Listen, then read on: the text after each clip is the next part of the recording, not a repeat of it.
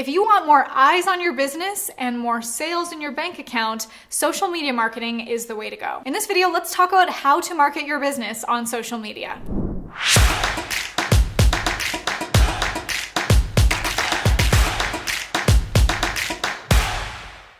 Here's the thing. I want to let you in on a big secret. There are 3 main objectives to keep in mind with marketing your business on social media. And if you don't have this, then your strategy is broken. Then I'm going to share with you 3 proven tactics for landing clients, growing your business, getting clients that even you love to work with and that love to pay you. What are the objectives of social media marketing? I am so glad you asked. There's 3 of them. You ready for it? Lead generation, lead nurture, and lead conversion. If you don't have those, then your business is broken and you're just creating content for the sake of content and you're gonna keep running on this hamster wheel, and you and your business deserve way more than that. Every single piece of content that you create to market your business on social media should be reaching and accomplishing one of these 3 or all of these 3. Lead generation, lead nurture, and lead conversion. Every single piece of content should be reverse engineering what it is that you have to sell and how is that piece of content either generating, nurturing, or converting. Sometimes they can even be leading to all 3. For example, I might have a post where I'm telling a story about a strategy that I used that changed my life, that changed my business, that helped me to make more money. And I could say, click the link below to get access to this thing. I'm going to give it to you for free today. That post, that piece of content, because it has a strong call to action, is going to generate a lead because they can click through that call to action and they can join my email list, which then they are going to be nurtured.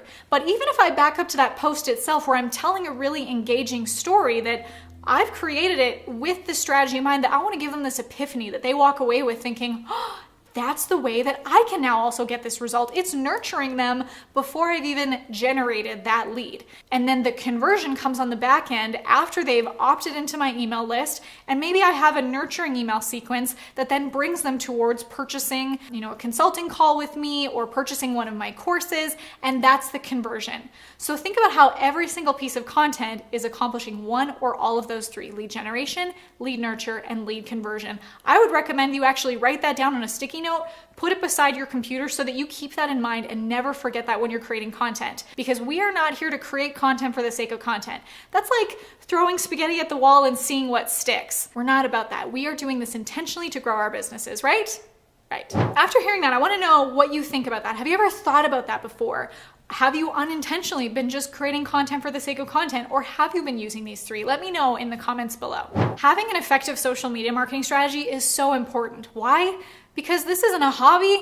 This is a business. We're not doing this just for fun, although your business should be fun. We want to be creating something that is going to give us an ROI, a return on investment, a return on energy, a return on the money that we invest, a return on the time that we invest. Ideally, we want to be able to reach more people. And it's kind of funny when I hear people talk about, get rich quick schemes. I'm not trying to help you get rich slowly either. So when you have a strategy, that's going to be the fastest path to cash, to growing your business, to reaching more people and making the impact that you want to make. And social media marketing can be one of the most effective ways because our audiences are on social media all the time. And if we know how to utilize that to reach them, to give them value, and then to lead gen, lead nurture, and convert them into a customer, that's how we're going to grow. And that's how we're also going to be able to make our impact in the world by allowing them to grow in the ways that our products and services provide. So just posting, just creating content, spray and pray, putting it out, throwing spaghetti at the wall, that's not a strategy. Again, go back to lead generation, lead nurture, and lead conversion. That is your strategy. So even if you're brand new to business, you might be thinking, well, how do I create a strategy if I've never done this before? I got to test my content. Absolutely. But you're also going to test your content with intention. As a new business or an existing business, these following tips are going to be really important for you to make sure that you have them in place. First of all is your branding so that people can recognize you. If I were to say to you right now, just do it, what does that make you think of? Nike, right? If I showed you these golden arches, what would that make you think of? McDonald's, right? They have these images or they have this slogan that is recognizable all over the world. Think about how you can create your branding to be memorable for your audience, something that they resonate with, something that they get a feeling about. I mean, I don't know about you, but I think about Nike and I think about athleticism, I think about excellence, I think about hard work and determination and perseverance. I think about McDonald's and I think about Happy Meals. I loved Happy Meals as a kid. It made me happy. It was this like fun experience with my brother, my little brother, or my parents or my friends, you know, the birthday parties and the jungle gyms and stuff. It's a fun experience for me. What do you want your business to be about? And how can you make sure that everything you put out on social media is aligned with that branding? The other piece of creating your branding is going to be the stories that you tell. So I recommend for every client that I ever work with, or for anyone that ever listens to these videos, to create a story inventory. Write that down, story inventory. What is your story? You have multiple stories. You have your origin story of how you came to be who you are today. What was the thing that encouraged you to grow or start this business that you have? And what are the pivotal moments along the way that taught you lessons or shaped you into who you are today? I would actually recommend having a Google Doc or a huge notebook where you just brain dump all of your stories. This might be childhood lessons, it might be experiences with your family, it might be you discovering your expertise or your skills or what it was that encouraged you to start this business that you have today. And anytime you create a piece of content, you can go to your story inventory and share one of those stories in your content that people are going to resonate with. The reason why I urge you to tell stories in your content is because stories stand the test of time. Stories have been brought through from generations to generations. The things that carry on our culture or generations of wisdom is the stories that we tell and that we carry on. And as you tell these stories, people resonate with them. They're captivated. They move in closer. They want to hear them. Think about your favorite movies that you love to watch. You're following a storyline. You're connecting with the protagonist, the main character. You're on the edge of your seat watching them as they go through their trials and their tribulations. And by the end of the movie, why do you feel that adrenaline rush or sometimes that like serotonin or dopamine hit that you just love this character that you've fallen in love with over the last like hour and a half to 2 hours? Well, it's because you've watched their journey from start to finish. It's that you watch them hit rock bottom, you watch them climb their way up, and because of that, you cheer louder when they win. Whether that means they got the girl or landed the dream job or won the race, you got to see what they went through.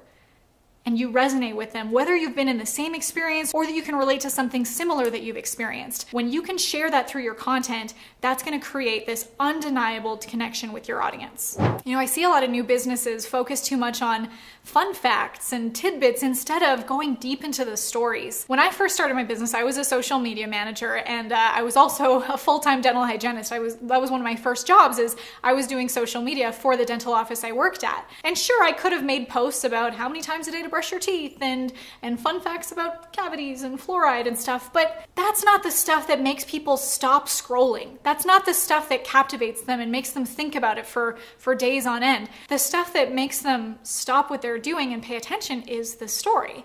So I would find stories from the people at our office, or I would make up a funny story about our office goldfish, and that's the thing that gets a reaction. So think about that as you're creating your content. There's nothing wrong with sharing those fun facts and those tidbits, but can you tie it into a story that people will actually stop the scroll and pay attention to? Now, before I tell you about my proven tactics to landing your dream clients through social media, make sure that you hit that subscribe button. If you're an entrepreneur and you're looking to up-level and grow and scale your business, make sure to subscribe because I'm putting out videos like this every week.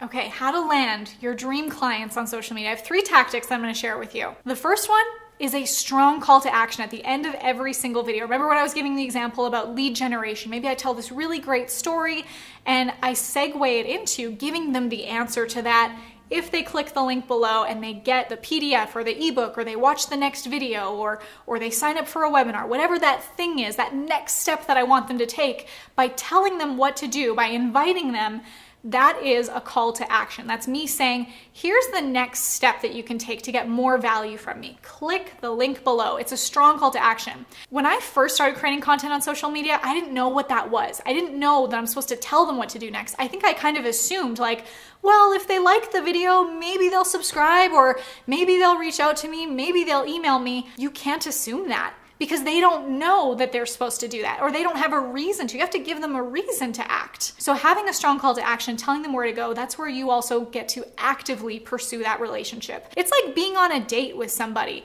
If you were on a date and you wanted to have that second date, I mean, sure, you can play hard to get, but they might also be thinking, did that even go well? Do they like me? Should this go anywhere? And then what if that's like a misconnection? Instead, just ask for the second date. Ask them to take action. Click the link below, join your email list, and continue that relationship. Speaking of dating, the next concept that I love to share is know, like, trust. Your audience, to be able to take that action, needs to know you, like you, and trust you. And I use this dating analogy to create that image for you that you're not just going right in for the proposal. You're nurturing your audience through this valuable content so that when you do have that call to action, it's a no-brainer because they know you, they like you, they trust you. If you didn't take the effort to date your audience, it would be the equivalent of someone coming up to you on the street and being like, hey, want to get married? You're like, I don't know you, you don't know my last name, you haven't taken me to dinner. You gotta get to know your audience and they need to get to know you. And that's by creating valuable content. Now, that's not to say that you can't have calls to action in your content right from the get-go, but that you lead with value before you bring them to a call to action. And the way we do that is through the third tactic that I like to call the 80-20 rule. Now, this can be 80% and 20% in one piece of content, or it can be 80-20 in your whole content structure. So an example is, the post example that I gave you before where I told a story, and that's like 80% of the post, and 20% of the post was the call to action. So I led with value. I told them a story that hopefully tugged at their heartstrings or showed them the path and painted that picture of what life could be like if they follow this strategy that I'm about to tell them when they click the link below. So having the 80-20 rule is going to be really important for building that know, like, trust factor, dating your audience, and leading to the call to action in a way that isn't abrasive, like going straight for the proposal. So remember, all in all, lead with lead generation, lead nurture, and lead conversion. When you have that in mind with every piece of content you create, that's what's going to boost brand loyalty and sales. If you want to learn more about creating content that converts into cash flow and builds a raving audience for you, I have a training on just the thing. If you click the link below, you can get free access to my next training. I'll see you there.